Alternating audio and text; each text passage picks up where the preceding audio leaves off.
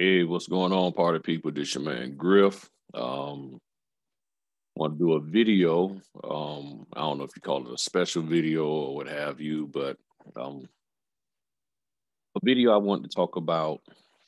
Maybe this is be something that can help you about questions to ask your notary trainer. Questions that you need to ask your notary.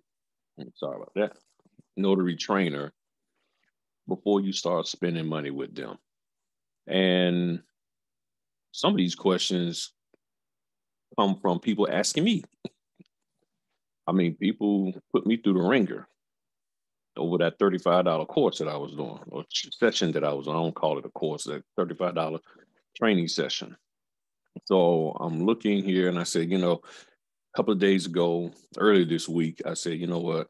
I need to put together these questions because a lot of people have hopped into this industry based on what they saw on YouTube. Somebody presented themselves in such a way that just made you say, hey, I can trust them. Hey, they're never going to lie to me. They got my back.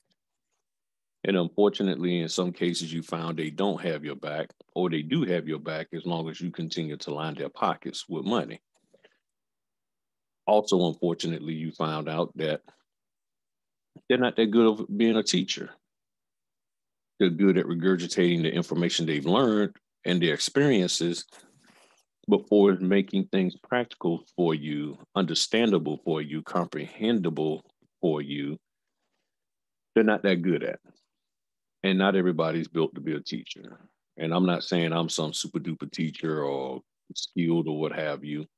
I'm not saying that. But these are questions that you probably didn't ask. And going forward, you probably should be asking and maybe going back to the original people and asking them again. And I'm also putting this out because some of you will move into being a trainer yourself. As you get more experience in this industry, you're going to build a confidence and then you'll be able to share and teach people. And you need to, I think these are questions that you need to ask yourself before you start stepping in front of people, before you start trying to run stuff. Now, there are some people who are natural teachers and it don't take much. I mean, boom, they understand a concept, they learn a piece of a material, and then they can boom and they can go for it because that's their calling. That's where they are at. But not everybody is meant to teach. Not everybody is capable of teaching. And with that, you, you know, if you're not gifted to teach, if that's not really your passion, you probably need to stay away from it. That simple. Because you're messing people's heads up and everything. So I'm gonna share my screen and just go through these things. There's six different areas, and under each area, some subcategories. So this is just what I put together based off of primarily based off of people asking me these questions, but then also me asking questions of the people myself. I'm thinking to myself, I'm like, okay, what's their background? Because almost every month you hear about somebody new popping up being a trainer. I'm a trainer. I can teach you how to make money. I can teach you how to make money and everything. So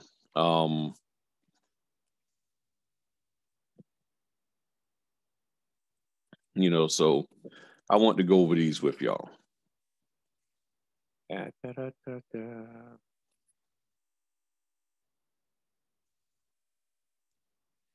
and hold on. And I got the right screen share. I always have a hard. Okay, there it is. Yep, I did. My bad.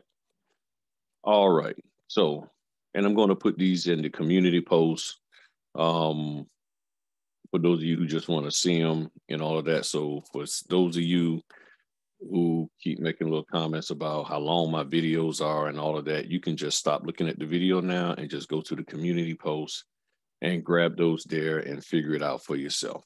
Okay. I'm just being real with y'all, okay? Because every time I turn around, somebody's making some kind of little, hey, something about the length of my videos. Until you start paying me, my videos gonna be what they are. And I'm not trying to be funny. I'm just like, you know, we're trying to learn here. And learning isn't always in 3-minute increments. Okay. I'm not Shula King or any of these other comedians that's doing these little small snippets for likes and views and all of that. I'm trying to help people and educate people. So sometimes it takes more than 3 minutes to get the information out there. Nonetheless, these are questions I believe to ask, questions to ask your notary trainer. The first section or subject or area that you need to figure out is experience.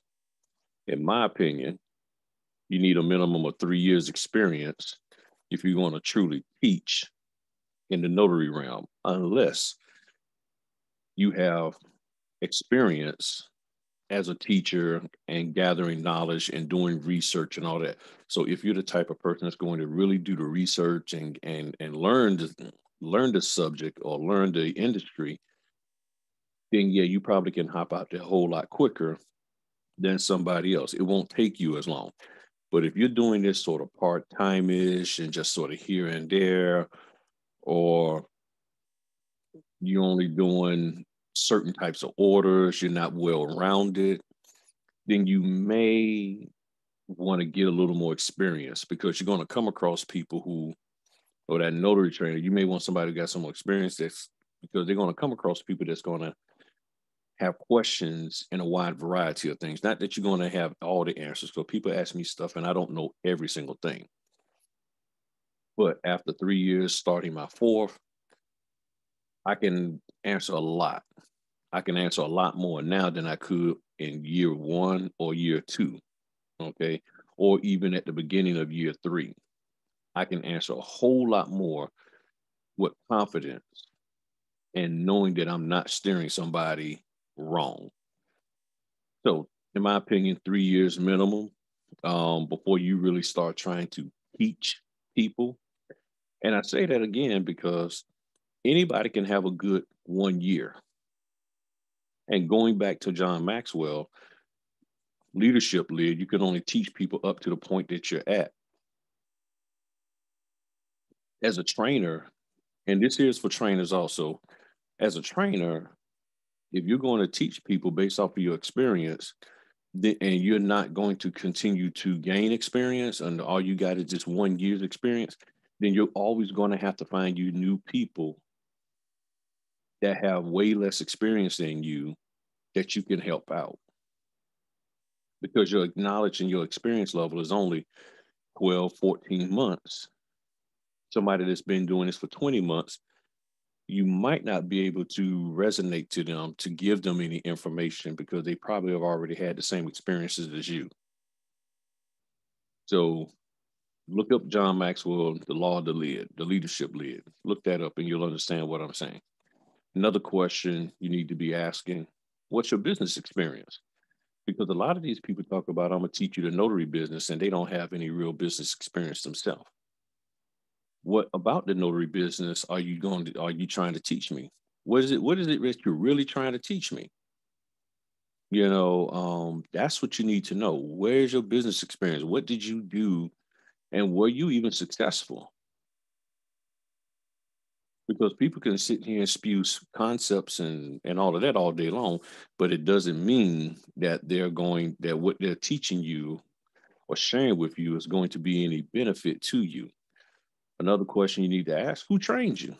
Um, who trained you? Sorry, there's a little gnat in here. Who trained you? Who actually trained you? That really says a lot. Y'all understand what I'm going. Who trained you? If you're self-trained, okay, fine. How did you get your knowledge and information? What research did you do? I mean, you really need to ask because if you're giving your money to these people and you need to know. I mean, when you spend money at school, you don't, you want college or whatever, anything educational, you want to know that these people have the ability to impart information to you that's going to help you to be better. So who trained you? Where did you get your credentials from? Another question. for his experience. What is your direct versus signing company ratio? That's important because if a person does not have the confidence to approach, even with scripts, a title company or escrow company for direct business, and all you have as a trainer, or all they have as a trainer, is direct client experience, they may not be able to encourage you or to point you in the right direction or to help you when it comes to how to work with a signing company, especially if they've never done it. And especially if they hate it, because there's people out here who hate signing companies. I mean, they have a really, really negative view of signing companies. So you need to know what is their direct versus, sorry about that, the direct versus signing company ratio for the work they're getting in, because that's going to also skew how they teach. How balanced are they? Like mine, I'm 99% signing company, 1% direct. So I'm going to be more of, okay, here's how you can work it with signing companies. I'm going to have very limited information that I can share with you to really expand yourself when it comes to going direct. Then the other question is, what teaching instructional experience do you have? If you're sitting here teaching me, what experience do you have? Because see, everybody say you need to get training. So training consists of you know what I'm trying to say, of instructions, teaching. So that means whoever's opening their mouth and allowing information to come past their lips need to be educating you and teaching you, not just dumping out information. And you need to talk to them and say, hey, help me understand what's going on here. What else we got here? So personality type. Now that's something that I just added in before I did the video. And the reason why, because depending on that person's personality type,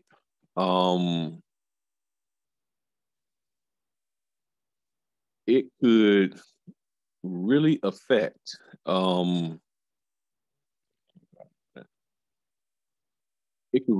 how really down here at the bottom, which is probably F should be down at the bottom for support. It can really affect how they support you, because if they're not the talkative type or is talking with people, if they're very shy, if they don't really like confrontation, if they don't, and not that everything got to be confrontation, but a person who doesn't like confrontation can look at anything as confrontational, because of that's just like, you come and say, hey, look, I really need to talk to you. Oh, whoa, whoa. And then they start ducking and dodging you. Okay. What is their personality type? How personable are they? Are they talking to you in such a way that's always putting you down, making you feel like you're dumb and stupid? You know, you can talk to a person and let them know, hey, you're not doing it right. But then you can also build them up and educate them on what to do that is right. So that's something that I think is important, regardless of where you put it at. Then number two, subject matter. What are you teaching me, and how do you feel it is important? Okay. I mean, why? How do you feel? Why do you feel it is important? Because a person is going to teach you according to what they think is important, and they should be able to communicate that with you. If they can't communicate that with you, that, hey, this is why I think this is important, this is what I'm going to be teaching you, and here's the reason why. It's like, well, I'm just teaching, but you can clearly see their focus on something. Like me, I'm focused on you understanding how to notarize the documents properly. So if you ask me what am I teaching you, I'm gonna be teaching you how to recognize who needs to sign where and how to notarize the documents properly. If you're coming to me wanting to know how to present the documents, I'm not going to cover that. I'm not going into that realm. So I will be able to tell you, here's what the subject matter is. This is what I'm going to be teaching you, and this is why I feel it's important. And the reason why I feel understanding how to notarize is important, because that's what we are commissioned to do. Then the question is, how does your teaching align with the NNA and state law? So whatever it is you teach me that you think is important, how does it align with the NNA and state law? It's just that simple. Are you having me do something that is completely off the rail, that the NNA doesn't support and that my state law doesn't support? What is it that you're teaching me? Does your teaching align with the NNA and state law? Because we have to get certified through the NNA. So, in my opinion, anything that's being taught should be communicated. I mean, should align with those two items, the NNA and the state law. And you can actually say the state law first. It should be in line with the state law, or should not have you going outside of your state law, which means you're not going outside the NNA. Then number three, relevance. How relevant is what you're teaching me to my state? And let me do this here. Let me capitalize that.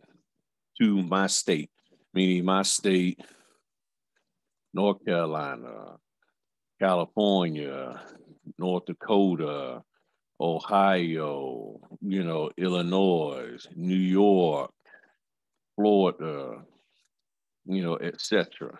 Okay. How is what you're teaching me? How is it relevance, the relevance of it to my state? Okay. Is it something that I truly can do? Because if you're teaching me stuff from an attorney state perspective when I'm in an escrow state, it that's different, and vice versa. What are you doing? Like Maryland's a title producer state. You have to do. You have to make sure that what is being taught is relevant to your state. If it is, cool. If it's not, then you may need to seek training elsewhere. What good does it do to take something that doesn't relate to where you're at? Number four, the backstory. Some people who are claiming how successful they are in this notary business, they already had connections. They already had them. And the question is, what connections did you already have? What experience did you already have? Did you bootstrap, or you had funds to start? Because some people make it seem like, hey, I started from scratch. But then you find out, well, they actually retired and they got the money and they were just bored and wanted to try to, just figured, hey, I give this a try. And they may have already had connections, already knew people in the mortgage industry, real estate industry, had an enroll because their kids play golf or basketball with a loan officer and this, that, and the other, or they know a title person. You see what I'm saying? So if they already had these connections and the people who they're training prior to you already had these connections, then it's safe to say that, yeah, they probably are very, very successful, or it didn't take long for them to become financially successful in this business because they already had things in place. If you already had the money, if you already had the experience, if you already had the connections, that's important to know. Because because I don't like it when people present themselves like, I didn't have anything, but they really did. I was just broke, busted, and disgusted and couldn't be trusted. Okay. But in all actuality, they wasn't broke, they wasn't busted, they wasn't disgusted. And a lot of people trust them because they gave them business. So this is very important. That backstory is very, very important. The next one, goals. What are your goals, trainer? Hmm? What are your goals? What are you trying to accomplish? How is what you're teaching me going to aid me as a notary? Hold on, phone ringing. Sorry about that, y'all. Let me just tell them to text me. Sorry about that. Um, yeah, sorry about that, y'all. So the thing is, how is what you are teaching going to aid me as a notary? What are you trying to improve on for notaries? You know what I'm saying? I don't know if I'm saying that right, but what area are you trying to improve on for notaries? What is it that you're trying to accomplish or fix? Is there something going down that, you want to see improve, you want to see corrected, you want to see, fixed that's broken, whatever it is.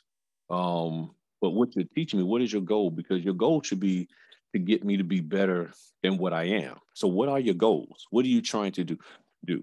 For me, my goal in what I'm doing is that I believe that if I can help you understand properly how to notarize documents, it will reduce errors and it will increase the execution, the percentage of documents being executed, meaning they will be able to submit those documents for recordation at the courthouse without it getting kicked back and refused. Okay.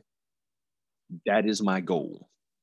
My goal is not to help you or to try to say, hey, this is how you make money. Because, in my opinion, if you're not a good notary, if you're not doing your notarizations correctly, you're not going to be able to make money because nobody's going to want to have nothing to do with you. So it's very important to me that you know how to notarize. That's where I'm at with mine. Okay. And what I'm trying to improve on is reduce the number of closings that have notarial errors. That is simply it for me. Now, anybody out there that needs training, needs help, if that is not your goal, don't call me. Okay. Let me stop sharing for a little bit. If you aren't about that, then there's no need for you to call me. There's no need for you to spend your money and get in any training that I'm doing. There's no need for you to be texting me and none of that. Okay, trying to force me to work with you or to help you if that is not something.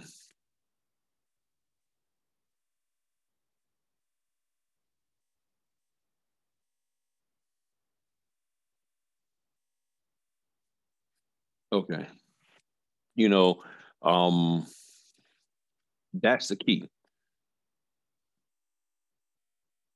You, if you don't want to learn how to do this thing right, don't call me. I'm not trying to be funny or any of that. But I mean, if your goal is something else other than what I just said, then there's no need for you to waste your time with me. That's where I'm at with all of this. So my goal, that's what my goal is. And that's what I'm trying to improve on.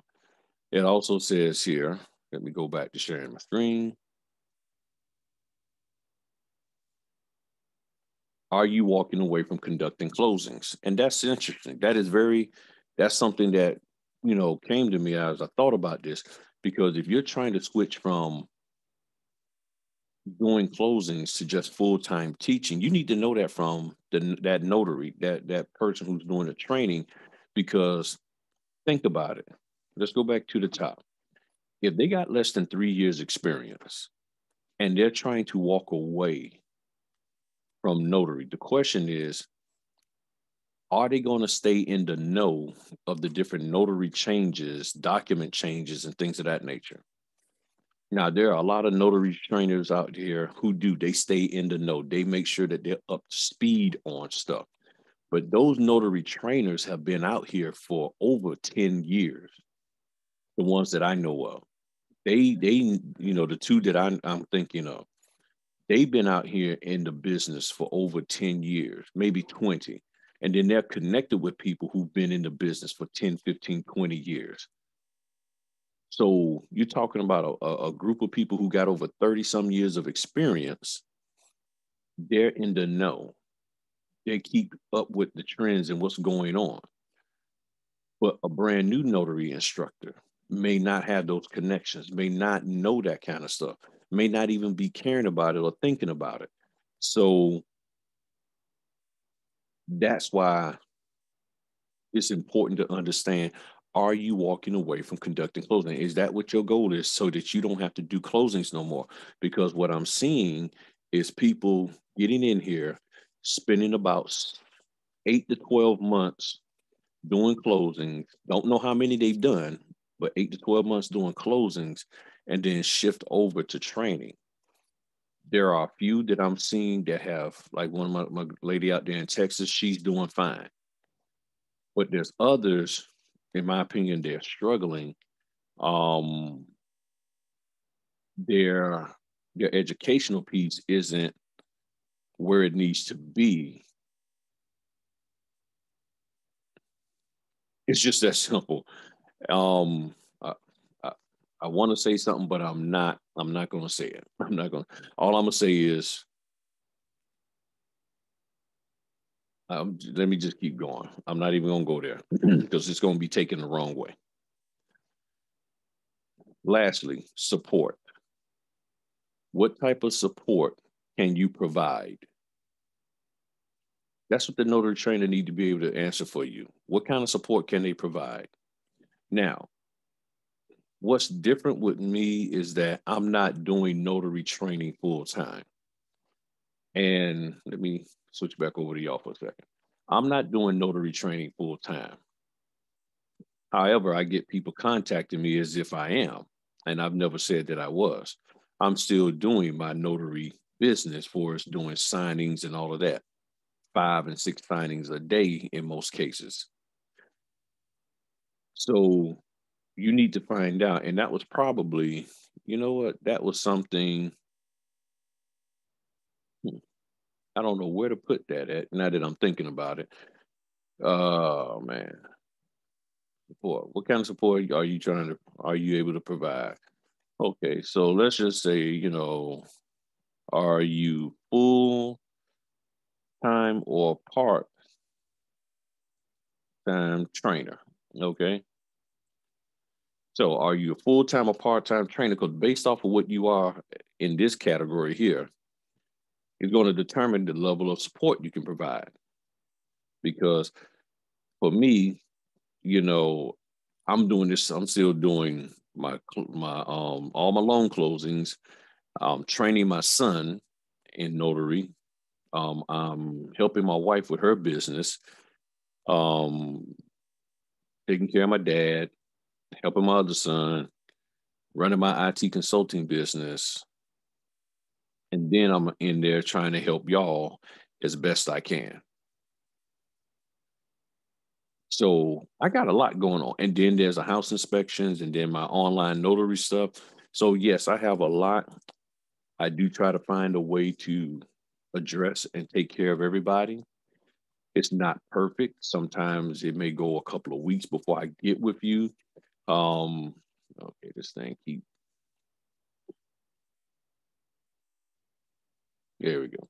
It may take me a couple of weeks to get with you, unfortunately, and I do apologize, but I'm not doing this full time. So the support I can give you, and most time I tell people, if you call me, I'm gonna answer the phone. And the people know if you call, I will answer the phone and I'll tell you, okay, yeah, let's talk, or let me get right back with you. And then I get back. And a lot of times I'll tell the person, hey, text me to remind me to call you back. Because sometimes I'll be like, boom, and then I go on to the next thing. Because if I'm busy with 5 or 6 signings, I a lot of times I don't think to go back to and double check who I'm supposed to call. And especially if I don't have your number saved in my phone, then I look at that number and it's like, oh, I forgot who called me, because I don't have it saved in my phone. Okay. That's why I share with people when you email me your phone number and then I can call you. But a lot of times, if you email me and I don't have a phone number, I may not email you back um, right away because I'm busy doing a whole bunch of other stuff. And there's things that I literally have my week planned. I have my time planned out for 2 weeks on most cases, sometimes 3. So when somebody says they need me, now I say, okay, well, I already got this plan. I got to figure out how. So when I get an email that says, hey, I need help, okay, That's why for me, it's easier for me to call somebody when I'm driving in between signings or while I'm doing my house inspection. Because while I'm doing my house inspection, I throw my Bluetooth on and I can keep talking to you while I take my pictures and stuff. And I do that a lot. So that's why I always ask for a phone number so I can contact you. And a lot of people, for whatever reason, will not include a phone number. And if you're not the type of person that wants to talk on the phone and you only want to communicate through email, and some of the questions that are being asked of me, I'm like, I need to talk to you. Okay. I'm not keep just going back and forth through email and text.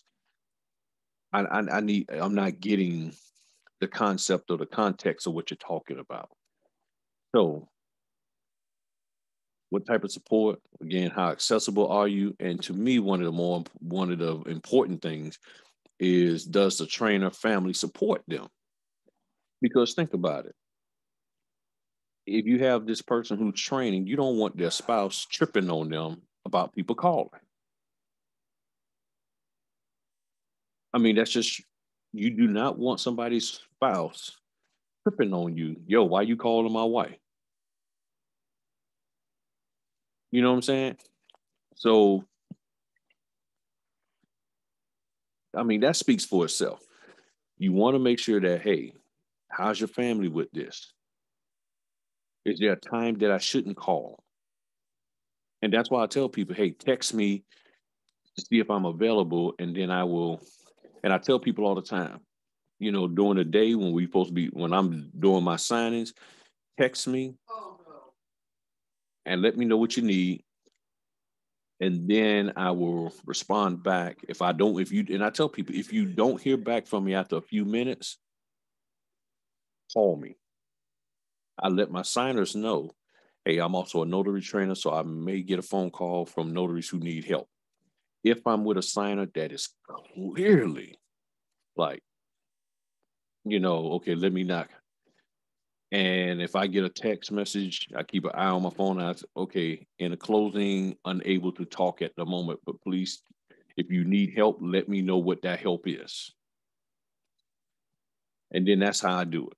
So looking at these here, let me go back over there. Experience, subject matter, relevance, backstory, goals, support. These are questions that, in my opinion, you should be asking. And most trainers, people are like, well, the trainer can keep just asking. Do a video answering those things. Do a video. Do a video answering each one of those things. And that will give them something. Okay. And just take your time. Don't try to do it in 3 minutes. All of this 3-minute video stuff. Everybody trying to learn stuff in 3 minutes. Just take your time. Be concise, yes, on each one, but share and give them experience. I mean, give them the information that they need to know to feel confident in you. So that's what I think you could ask. And here's the thing, you can take those questions and switch them up. You can add in or take out whatever you want. There's some stuff in there that you're like, I don't care about that. Okay, fine. You don't have to care about it. Then ask the questions that you do care about. Now, you notice what I didn't put in here. I didn't put anything about costs. I ain't worried about costs. Now, for some of you, that's first thing. I want to know how much it's going to cost me. What I got to pay you. Well, to me, I think if you find out this here information here, when they tell you the cost, you'll know whether or not it's worth it. If it's truly worth that investment. That's just my opinion. So I just wanted to share this with y'all. And again, sorry about the interruption with the phone. I'm gonna call this gentleman back real quick, like and at least help him out and everything. But that's where I'm at with this. Again, this is not an exhaustive list of questions. It's just some basic areas and then some sub questions that you can ask. It's that simple. All right. Well, y'all have a good one. Talk to y'all later. Peace.